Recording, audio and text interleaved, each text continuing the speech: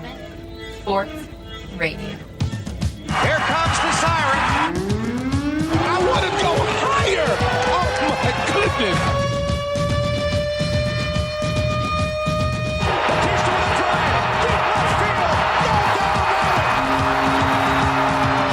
Posey will defend. Oh! LeBron James with no regard for human life. Pass is intercepted at the goal line by Malcolm Butler. Unreal. Oh, baby, for sure. Cabin Sports Radio starts now. Lecter and Unbreakable Mike Gibbons back with you for another hour of sports chat here on Cabin Radio. We call Cabin Sports Radio. Welcome to the show. Unbreakable Mike Gibbons, how are you doing today? I'm doing good, man. Pretty good Monday. Pretty good. You're in a chipper mood on this Monday. I don't know why. It was a low-key weekend. Recharge. Oh, nice. Here I am. Gotta love a good low-key weekend. Take it easy. Lots going on in the world of sports as we head to the conclusion of the absolute roller coaster that has been the 2020 MLB regular season and playoffs. Just gone in the blink of an eye like that. Yeah. And suddenly we are down to it. Going to talk a little CFL a little bit later on in the show as well. And which might surprise you because, of course, there is not a whole lot to talk about. We would be in the CFL playoffs right now normally, but this is not the case. But still, a few pretty interesting things going on, so we'll talk more about that. First off, speaking of the CFL, really sad news today that CFL longtime owner David Braley passed away, I guess, yesterday at the age of 79. Won Grey Cups as an owner of the BC Lions in 2000, 2006, and 2011, and the 100th Grey Cup as the owner of the Toronto Argonauts in 2012. That's right. He has owned those two and the Hamilton Tiger Cats in his tenure as a CFL owner. Commissioner Randy Ambrosie had a really nice statement mentioning that he also championed the CFL itself as a member of the Board of Governors, its chair, and as an intern commissioner. He really did it all. For most of all, though, he championed an idea with passion and purpose that the Grey Cup and the CFL and Canadian football play an incredibly important role in Canadian life and culture, and they deserve to be supported and cherished. So, yeah, really nice words there from Commissioner Randy Ambrosie. Tributes coming in from all across the country. Really well-respected man in the CFL. And really embodied what we talked about like a couple months ago here on Cabin Sports Radio when Bob Irving, longtime play-by-play man for the Winnipeg Blue Bombers, had made a statement about the ownership group of the CFL, basically calling them pro-sports philanthropists. Just not so much in it to make any money because they don't make any money. They just want to see this league succeed, and nobody embodied that more than David Braley. So, very sad news right off the top of the show that he has passed away at the age of 79. But there is less depressing stuff to get to. So without further ado, let's get into the CSR headlines. A look at what's going on in the world of pro sports. Here and beyond. With the greatest intro music.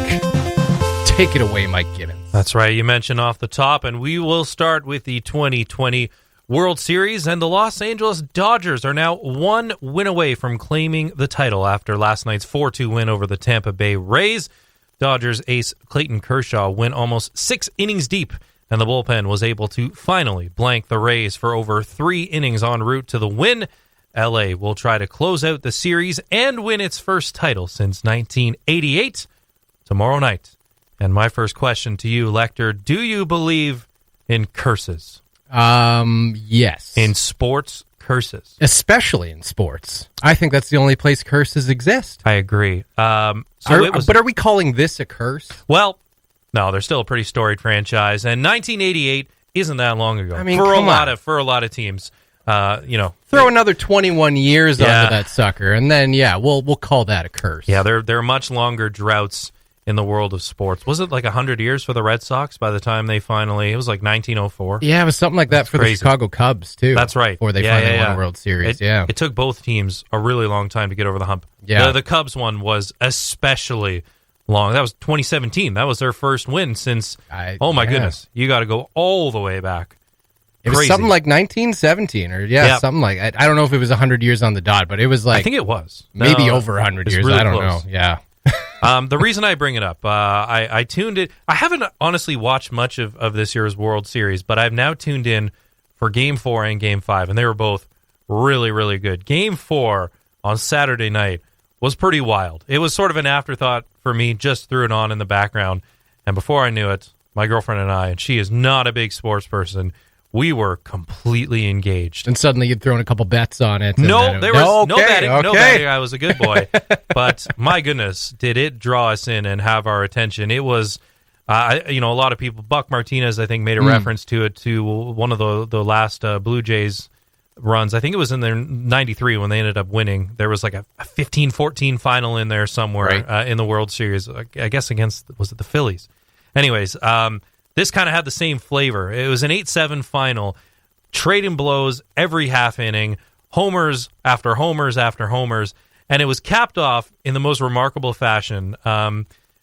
It almost kind of made you feel bad for the guy, but just, with the way that the rotations were playing out and substitutions, Tampa was able to get two guys on base, and then the final out comes up, and it's a guy who hadn't got an at-bat in over 2 weeks, who barely cracked the roster, who was only in the game because there was a substitution the inning prior, Brett Phillips. So right away, and he was against Kenley Jansen, a good closer, but who has, historically had his struggles closing out games as a closer for the Dodgers. And I say cursed because they were all the way there in 2017. They were all the way there in 2018. Yeah. And there was another fateful ending for them when Brett Phillips stepped up and hit a single. And then a comedy of errors proceeded to happen. So the tying run came in, and then the go-ahead run, which won them the game in the bottom of the ninth, off this single from Brett Phillips. There was an error in the outfield, couldn't relay the ball in time enough, got it to the first baseman, who threw sort of on the right-hand side of the catcher, completely whiffed the ball and missed it. At this point, the go-ahead run is 10 feet away. He's now trying to dash back to third because he thinks the play is going to be made at home, but then sees that the ball is now way past the catcher, and he's able to slide in very easily and safely to home and secure the win. The moment so large for Brett Phillips that he actually hyperventilated. He started running around the field. His teammates are chasing him. Every child's dream. You drive in the game run, and now you're just running through the field as your teammates try to catch you. But the moment was so big for him that he actually hyperventilated and had to be hooked up to an IV afterwards. You can tell he was really laboring. He was struggling. Because just had a panic attack. I think it just hit him. He's like, oh my God, I just tied the World Series, 2 games apiece. Wow. I was not meant to be here. I barely cracked the roster. The only reason I'm in here is because of a substitution. I shouldn't be here right now. God, can you imagine if there were fans in the stands? The kid would have had a heart attack. Oh yeah, it was a really cool moment, and you could tell right before the at bat, you're like, oh no, it's him. That's not fair. It's a Disney moment. It had to work out well for him. The other side of it is this is going to be a really cool story. Oh yeah, and that's what ended up happening. It was an amazing story. So I bring up the curse. So I think during the telecast, they played. There have only been 5 World Series games decided by an error. And they showed 2 of them involving the Los Angeles Dodgers in the not too distant past. Right. One of them was a bad error at first, and then, of course, a comedy of errors on Saturday night. Anyways, the Rays tie up the series 2 games apiece, but the Dodgers come back swinging hard last night. Good outing from Clayton Kershaw, who needed it, and the bullpen was finally able to shut things down. So Game 6 going tomorrow night, so we'll see if we've got a World Series champ in the Dodgers. Either way, we're going to have a city of champions. You either got the Dodgers winning, the Lakers just won their title, of course. The Tampa Bay Lightning won a couple weeks back as well. So if the Rays are able to force a Game 7 and win it all. So I saw the Rays little dance battle, Selly, after the end of Game 4. That was pretty spectacular. Yeah. That's about all I've seen. It's a great underdog story. The difference in payroll between the two teams is absurd. It's something like $100 million. So it would be a really great underdog story. I'm kind of pulling, myself anyways, for the Tampa Bay Rays. Let's see if they can force a Game 7, make it real interesting. What do you say? We move over to some NFL. Let's do it. The Cleveland Browns and wide receiver Odell Beckham Jr. will miss the remainder of the NFL season with a torn ACL, the team announced this morning. Beckham went down in the first quarter of yesterday's 37-34 win over the Bengals. He'll finish his second season in Cleveland with 23 receptions and 4 touchdowns in 7 games played. The Browns are off to a promising start at 5-2, but will now be without one of their primary offensive weapons. Now for the back rest to of the what we season. were talking about, curses. Yes. The Cleveland Browns. Oh, 5-2. I know. I'm sorry. I know. That is too good. Yeah. That is too promising a start for this club, who is traditionally just mired in depressing Oh, yeah. mediocrity or worse. So yeah, of course, OBJ would go down with a season-ending injury, potentially like career-compromising I know. injury. Of course, that would happen. Yeah. That's one of the really bad ones, a torn ACL. So that's, even typically across any sport, you're looking at a 1-year recovery period for the most part. So Yeah. obviously, the rest of the season completely wash. Coming off, I think one of his least productive seasons last year since being in the NFL. Yeah. But I mean, he's getting acclimated to a new environment in Cleveland after that blockbuster trade in 2019 from the Giants. That could have been expected. Yeah, right. A whole new offense. But even I think still, a rookie quarterback last year. Yep. If I'm not mistaken. Yeah. So working out with Mayfield this year in Cleveland was their number one go-to guy. Right up there in terms of receptions, yards, touchdown scores, and by far and away the number one target in terms of attempted passes. So how do you fill that hole now? And like you said, off to a pretty promising start. If you're a Cleveland franchise, just being above 500 is promising. Well, sounds like there will be no Santa Claus parade in the Browns Stadium once again. No. Not a city known for its sterling sports franchises. When the Cavs won in 2016, that was their first professional title in 50 years or something like that. They've had a tough go. Yeah. And obviously, getting a marquee player like Odell Beckham Jr. is going to bring some gate revenue. If we were talking pre-COVID times, he's certainly one of the faces of the game, one of the flashier guys in the league. So that's a big loss to overcome. Maybe something to rally around, though. Who knows? That's true too. Yeah. That's true too. Never know. So we'll see if they, in a pretty wide open AFC North division too. I think they're tied with another team at 5-2. There's another team at 6-1. But this is a good start for them. We'll see if they can rally around that. But they will certainly miss his presence in the starting lineup. We'll move on to someone who's definitely not cursed, and someone who is arguably now in the GOAT conversation. Ultimate Fighting Championship superstar Khabib Nurmagomedov officially announced his retirement from the sport following Saturday's win over Justin Gaethje at UFC 254. The Eagle submitted the top contender with a textbook triangle choke in the second round of their championship bout. If Saturday was in fact his last fight, Nurmagomedov will retire with a perfect professional record of 29-0. Crazy. That's insane. I don't think off the top of my head there have been any other UFC or mixed martial arts fighters of any kind who have fought that many fights and had a perfect record throughout. So that's pretty amazing.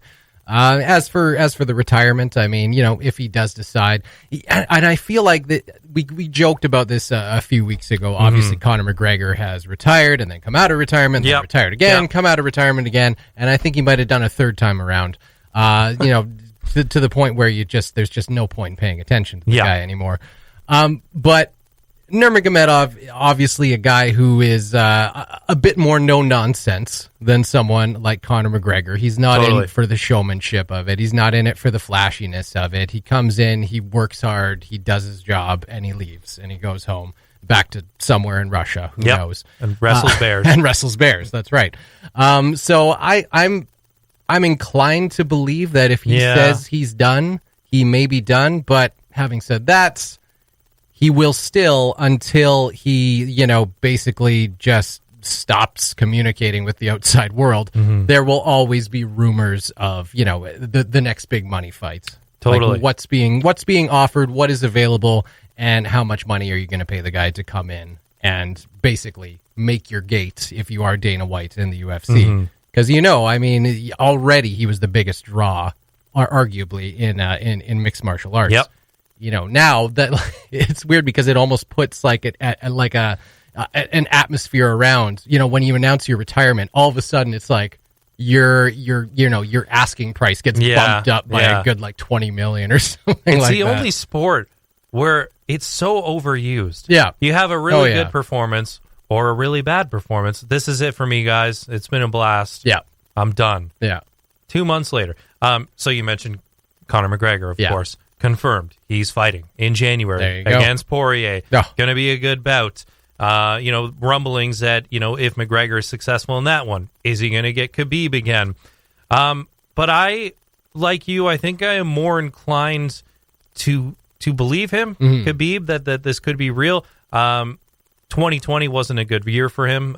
His father, who he described as his best friend, was always at the ring with him, was always with his training and his sparring partners and his professional team with him in the corner at every fight. Passed away this year, complications from a heart procedure, but compounded with COVID-19. So COVID hit him really hard this year. He lost his best friend, and apparently made a promise to his mother that this would be his last fight. This was his first fight without his dad.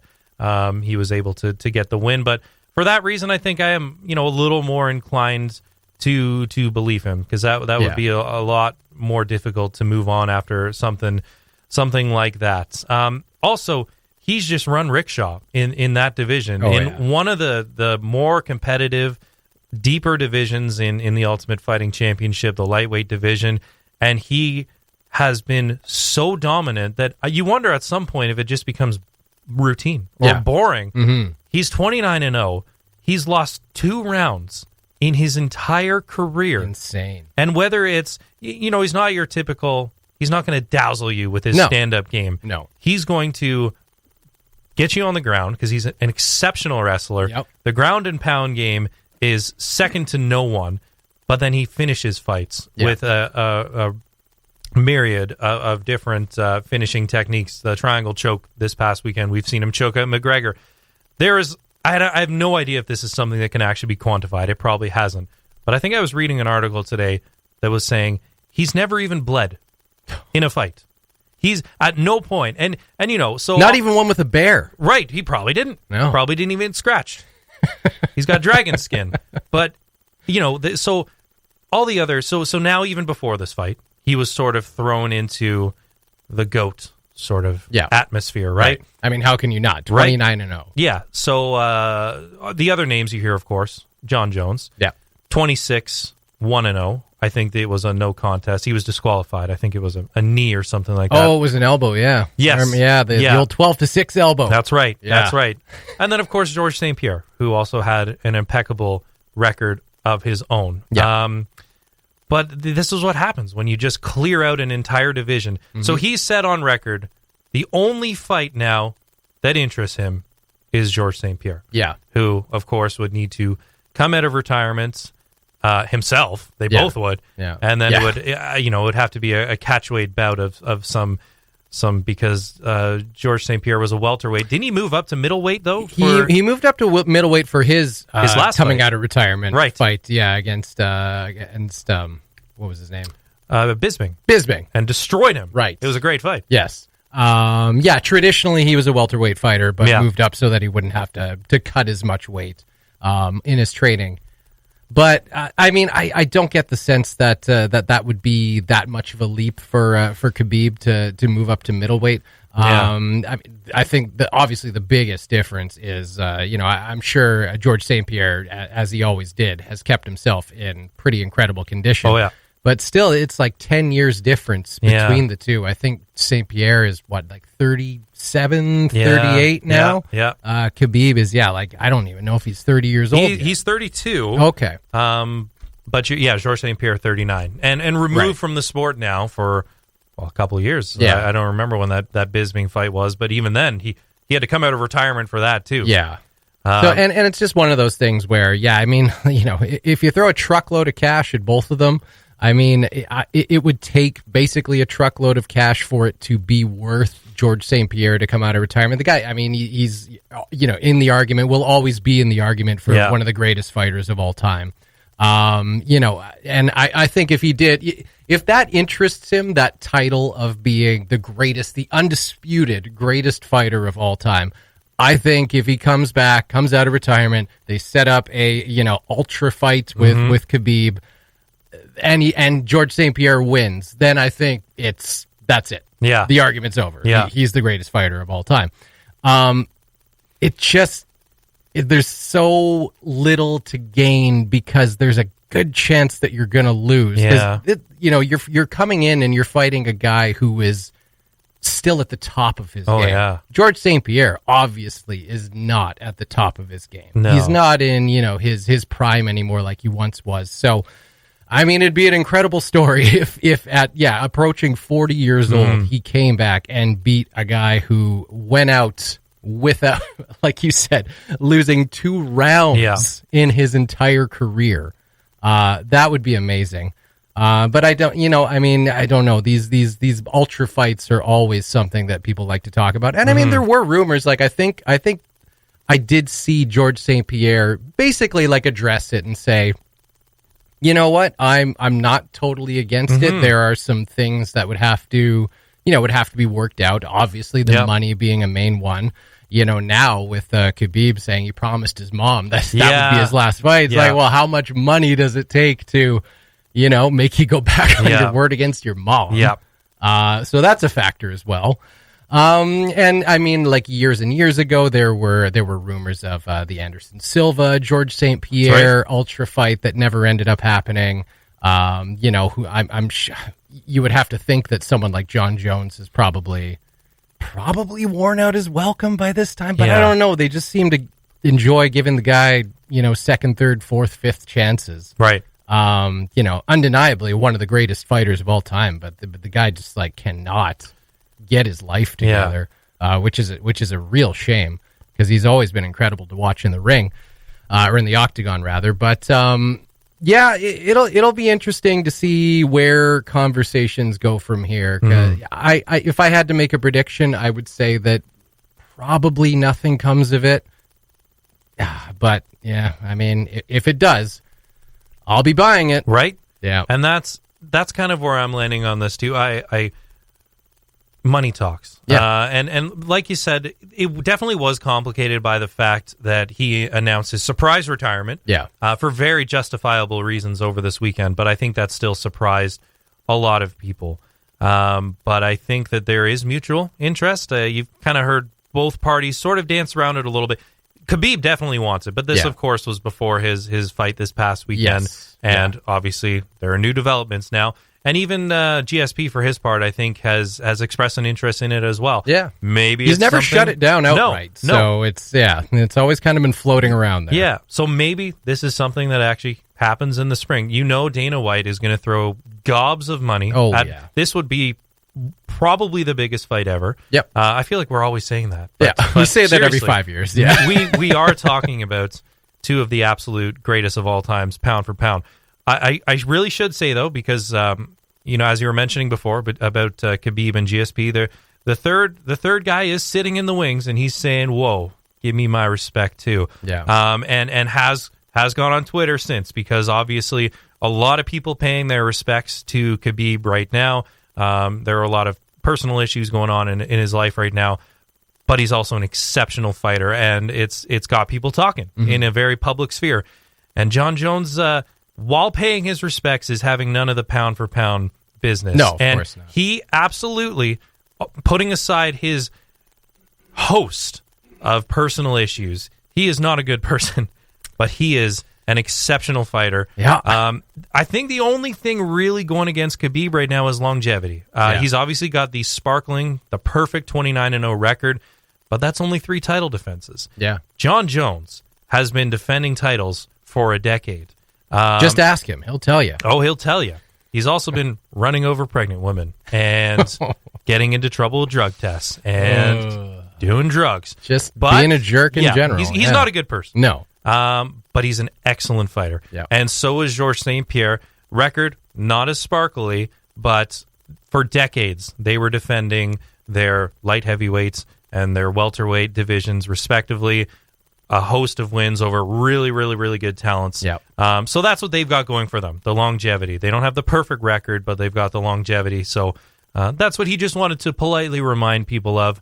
But at this time, everyone, of course, paying their respects to Khabib, one of the greats. No doubt about it. Absolutely. All right, let's shift gears to basketball. The National Basketball Association has informed teams that it would like to start a 72-game season as early as December 22nd.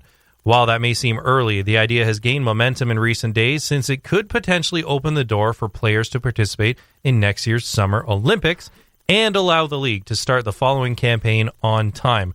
Reports suggest talks between the league and its Players Association have been productive so far. That's good news. I mean, the NHL has not really gotten to that point. I mean, there's been a lot of talk about when the league, might possibly happen, but it seems like there's been a ton of nothing but uncertainty since the playoffs finished up. So it's obviously really, really good stuff for the NBA that they've gotten to this point where it's starting to become clearer. I mean, I think I think everyone could certainly forgive the NBA and the NHL for if they were both at a point right now where they're just we just finished off. Yeah. Let's be reasonable. Let's give, especially especially teams like the Tampa Bay Lightning and the Dallas Stars who were in the bubble, away from their, for some of them, young families for a long while there. And, in obviously crazy times, as we continue to say and try to avoid saying, but can't figure out other ways to say it. So you could forgive them for being like, hey, maybe let's give it a little bit longer. Make sure everyone's okay with what direction we're headed, and the possibility of having to again spend extended periods of time away from significant others and young families. So, but that's very exciting that the NBA has gotten to that point already. I think one issue that I think really is going to complicate things for both the National Basketball Association and the National Hockey League. I'm jumping to my sort of next point here. They have sort of earmarked a date, the NHL, but like you said, it seems like it's not nearly set in stone quite as much, or the pieces aren't moving quite as quickly. January 1st for them, December 22nd for the league, I think.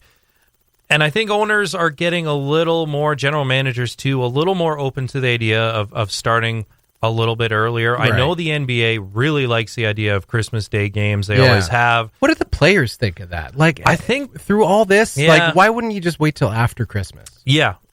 I know, the NBA loves it. The NHL typically, you're not going to see games after December 22nd. Yeah, generally. Maybe pick up again on the 26th, 27th. Yeah. And then we get the World Juniors. It's a great time of year, Lecter. Yep. But the NBA loves its Christmas Day games, and that's when they get the marquee games, the biggest stars, the biggest rivalries. I'm watching TV all day. It's a great day. And I know that's a motivational factor for some ownerships groups anyways, some general managers. But I think the real thing that everyone's trying to work around right now are the Summer Olympics. Right. And the NHL, at least in the States, have their television contracts with NBC, who, of course, carries the Olympics in the United States. Yeah. So both leagues, I think, have a drop-dead end date. July 23rd, that's it. There will not be summer sports next year, whether it's basketball or hockey. Right. That is the end, because that's when the Olympics are, quote-unquote, starting. We don't know what's going to happen again, like we were supposed to have them last year. So I think that's kind of what they're working with, and that might sort of expedite things a little bit here and get things started a little bit earlier. They might be compounded seasons like we've seen in the past Chances year. are they'll be shortened. Yes. You would have to think. 72 games is what the NBA is throwing around right now. I've heard, and this goes back about a month or so ago, Bettman was really insistent on getting a full season, whether it's training camp, regular season, playoff, going back to the traditional playoff format. Right. I just don't see how. I can't see the Players Association going. No, for that. No. In a condensed time frame like that, it's already you're playing games every second night.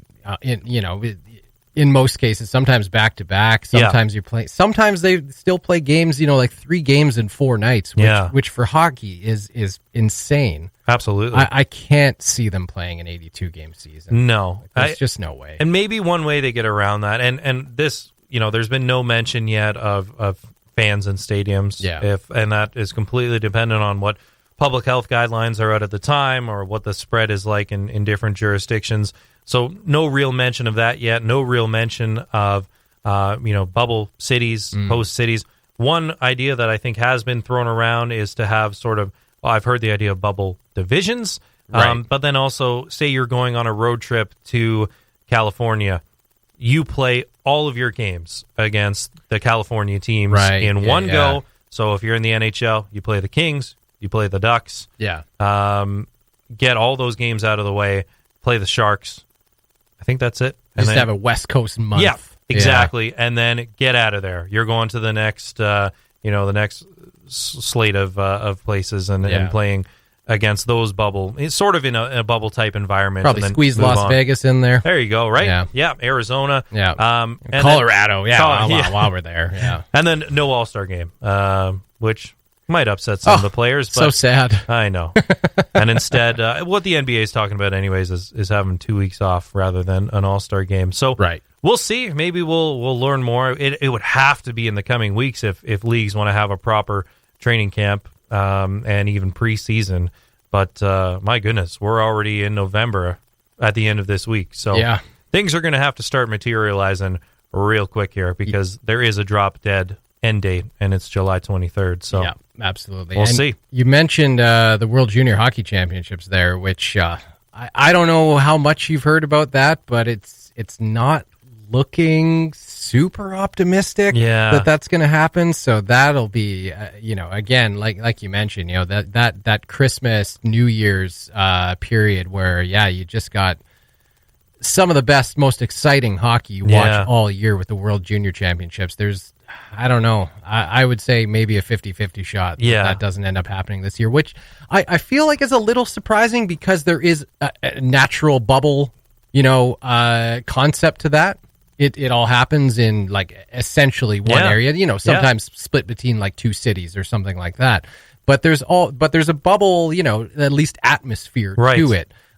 So I was a little surprised to read, kind of a little bit of doom and gloomy type stuff looking ahead to the World Juniors, just knowing that that is a part that you can kind of work around with scheduling it. But it was very preliminary, so I mean, who knows where that'll go from there? But hopefully that can still happen, and we'll see what happens with the NHL and NBA. We'll really see what sticks because there are so many ideas out there now. Yeah. I think the most complicated part about that would just be the international element, and that's you got players coming from Europe, from the States, and that's something that the NBA and NHL are struggling with right now, especially as the border between the United States and Canada remains closed. Yep. So there have been some, ideas of a Canadian bubble. So all 6 Canadian NHL teams play in a division against each other. Right. That's been thrown around. American cities are fighting over who's going to host the Toronto Raptors because they might not be able to play games at the Scotiabank Center. So I think the latest I saw, Patrick Mahomes is advocating to get the Raptors hosted at Kansas City, which would be kind of cool. Yeah. Louisville was thrown around, but the team didn't like that because of their handling of the Breonna Taylor case and subsequent investigations. So there's so many potential ideas out there right now. So we'll see in the next little while anyways what sticks, because some of them may end up being true. Yeah. But like I said, people are going to have to get on this sooner rather than later because before we know it, it's going to be the holiday season. And I mean, if there is any reason for optimism, think back to March, April, May when things shut down with the NBA and NHL regular seasons, and we had no frame of reference for how that was going to go and how that was going to end up, and they both pulled it off amazingly. So, I mean, sometimes all it takes is a bit of a different idea, and people willing to work hard to make it happen. And so I certainly wouldn't cast a dark cloud over the upcoming season because, if we made the playoffs in the NBA and NHL happen these past few months, then I feel like we're capable of a lot of things here, Michael. With no cases, it was looking doomy and gloomy for the MLB at one point too. Absolutely. We're a day or 3 away from crowning a World Series winner too. So they'll be out of the woods. Were some concerns with some outbreaks on some teams, more local outbreaks, but for the most part was managed. Growing pains. And we had some in the NFL too. Yeah. There's still some ongoing issues, I think, with the Titans, maybe the Saints, some breaching of protocols in the news this past week anyways. But, maybe we'll be talking about this in February when there's a Super Bowl and they'll have wrapped things up too and we move on. Reasons for optimism. There you go. On Cabin Sports Radio. The Cabin Sports Radio Podcast, brought to you by Sport North, moving sport forward.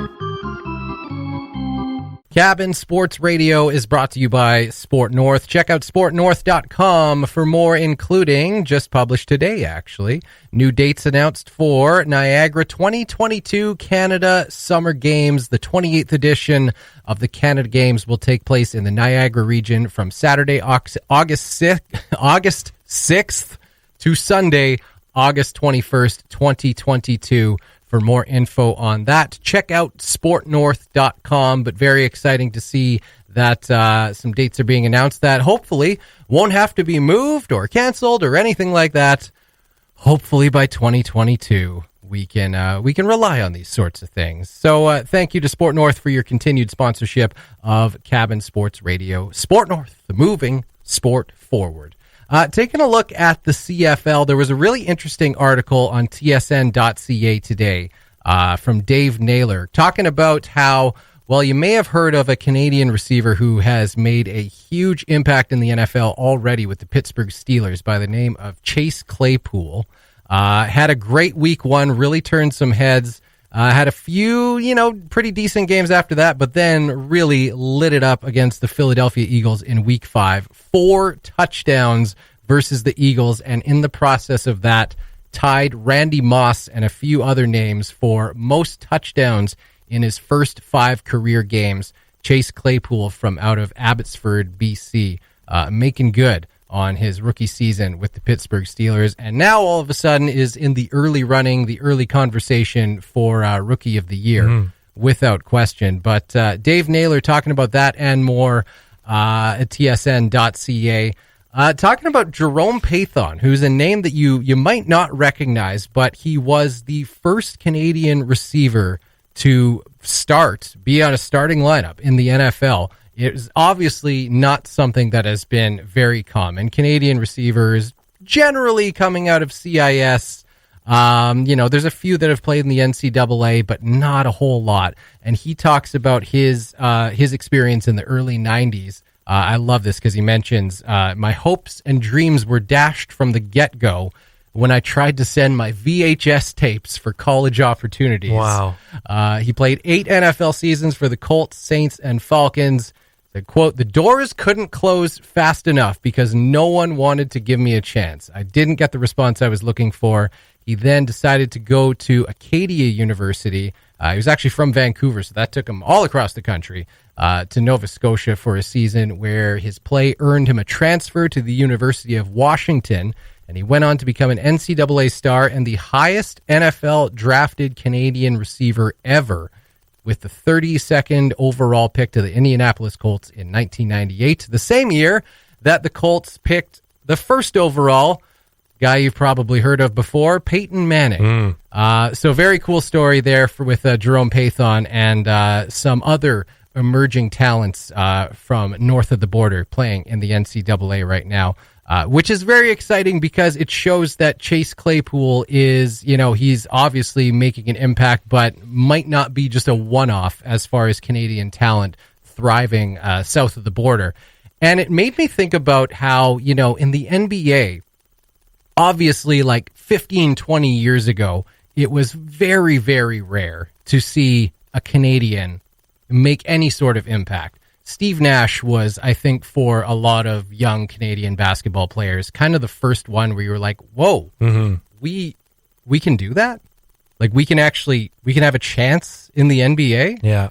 And then, of course, what followed after that, and largely driven by Steve Nash himself, was a bit of a grassroots movement to try and just invest more into the development of Canadian talent in basketball. And now, 10, 15 years later, we are really starting to see that pay off. I thought that was really cool. Multiple lottery picks now. Andrew Wiggins, R.J. Barrett, Jamal Murray. So a lot of prominent Canadian basketball players. Yeah, we couldn't shut up about Jamal Murray. Oh, yeah. And that's not even taking into account the Kelly Olynyk's, Corey Joseph, Shai Gilgeous-Alexander, who I think is going to be a star in Oklahoma City, Tristan Thompson. So the list now becoming more and more extensive. And these aren't just, in the case of Jamal Murray, potentially R.J. Barrett, these are franchise-changing. Yeah. Shai Gilgeous-Alexander, these are franchise-altering players. Jamal Murray had an outstanding playoff run. But like you said, Steve Nash put them on the map. Now has a head coaching gig with the Brooklyn Nets. Oh, that's right. Yeah. And his new assistant, Amari Stoudemire, who he ran with the Phoenix Suns back in the day. So opportunities out there now for Canadian basketball players, which is really exciting. This is definitely the golden age. But like you said, more often than not, have to take a different path to get to the big leagues. A lot of them, for the most part anyways, from the greater Toronto area. Nash, of course, from British Columbia. But, in most cases, if you want to really, if you think you can take your game to the next level, if there's a chance at you cracking higher leagues, you have to go down south and get exposed there. And there are really, really good basketball programs, obviously, in the United States. So that's really how you get your exposure, and then work your way up the prospects list and hope that you can make it into the lottery pick. But yeah, a funny story for Chase Claypool, who's really made a name for himself on a promising Steelers team, undefeated at 6-0. But going second overall, in the second round, 49th overall as part of this year's draft. I remember when we covered that. So a pretty high selection for a Canadian wide receiver. And funny that he went undrafted in the CFL draft. Was eligible as a Canadian, one of the highest ranked prospects, but ended up going undrafted. So I think that was probably more of just a statement on how good this kid is, if anything. Right. Because it's one of those things where if you're a CFL team and you're looking at the draft and you see this, really, really high ranked Canadian player, which, of course, any CFL team would absolutely dream of having Chase Claypool on their team. That, they're commonly called a ratio breaker because it's a Canadian player who is not only good enough to start, but good enough to be a star and arguably the best player on your team. In the case of Chase Claypool, I don't think it would be an argument. I think he probably would be the best player on any CFL club.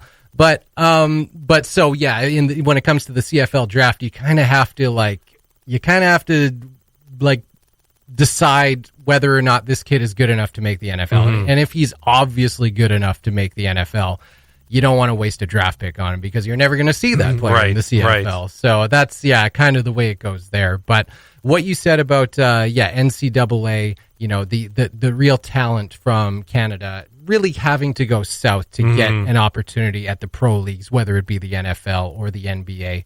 I don't think that's necessarily going to change, and that I don't think that's really a bad thing either. It's not any sort of indictment on the CIS collegiate sports programs here.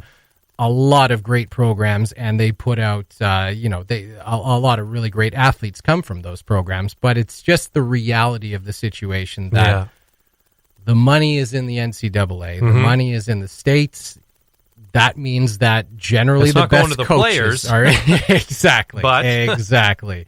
You go there, and with football, I mean, it is such a, I think more than any other sport, it is such a, you need to get seen by the right people. Right. Yeah. It doesn't even necessarily come down to we're going to take the best player that's available, because obviously football is so broken down by position. And if you have a team, if you are, say you're a really good wide receiver, but you're coming into a year where no one's really looking for wide receivers. Yeah. You're going to get passed over because, maybe it's just a good year for defensive players. There's a big crop and no one's particularly looking for wide receivers.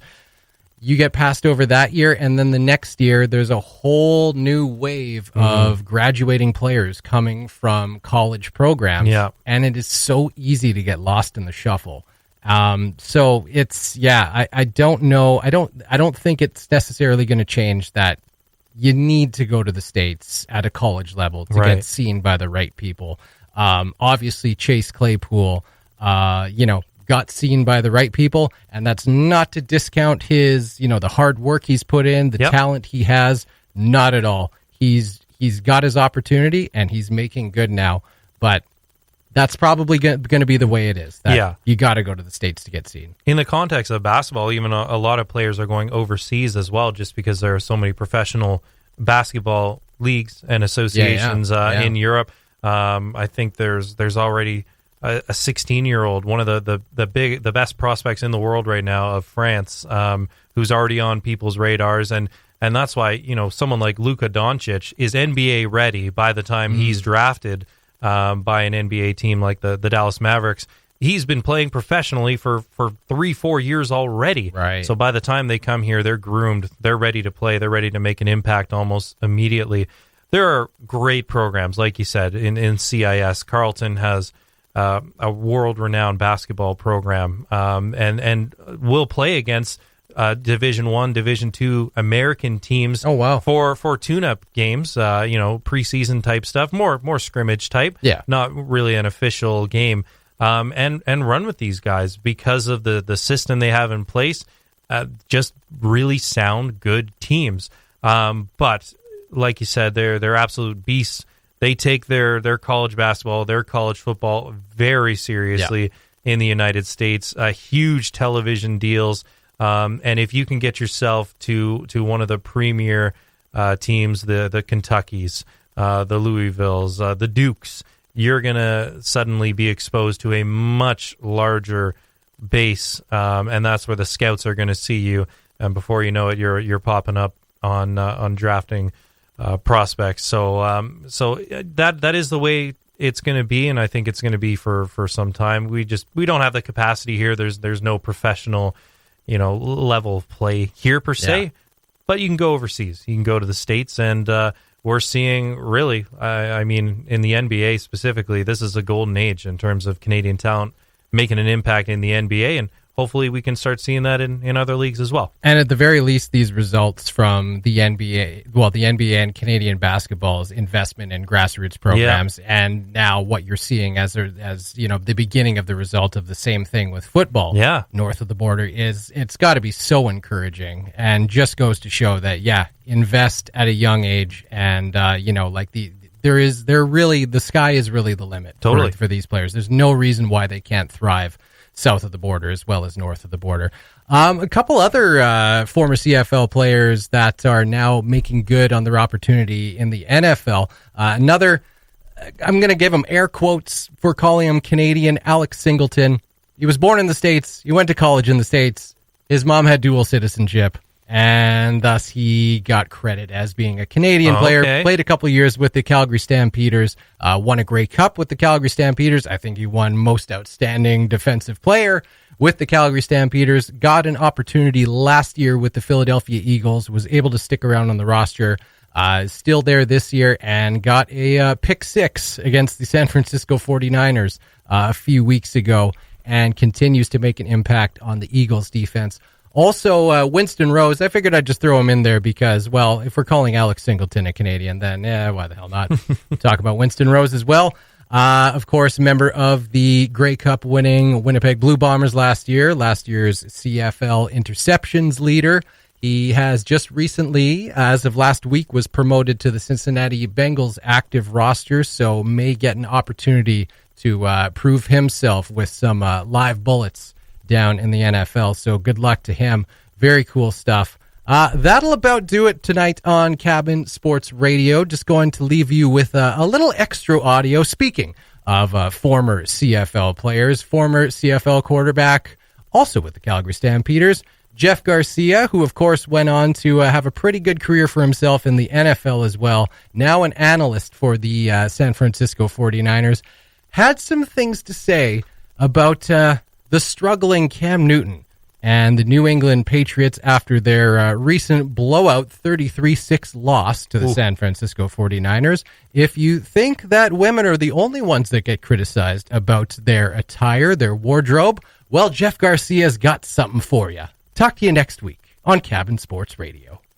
You go into this game, 2 touchdowns, 4 interceptions. You throw, 3 more interceptions? You get yanked in the second half? There's nothing good going your way. Why are you dressing like that to bring more attention to yourself? I'd be trying to ask the equipment managers, put me in your jock sock cart and sneak me in the back door, and I'll show up on the field and do the best that I can. Jeff, this sounds like you're speaking from too much experience here, okay? This sounds like you're speaking from experience. This just goes back to a couple years of just watching this guy and seeing him at the podium, but yet what he's doing on the field does not translate to being that guy. Like and Joe I just Montana. feel like... Joe Namath. Yeah. He had the coat. When you the fur coat. Yeah, when you predict you're going to win a Super Bowl and you go out and do it, wear whatever the hell you want. And you know what's crazy? I agree with him. And the fact that, he's a former player, he has every right to say that. And until that happens, then so be it. But that's another opinionated, theory. And it's fair to say. So, I know I come off to so many different people, so many different ways, and that's fine. And he, you know what? He's exactly right. But I'm not changing the way I dress.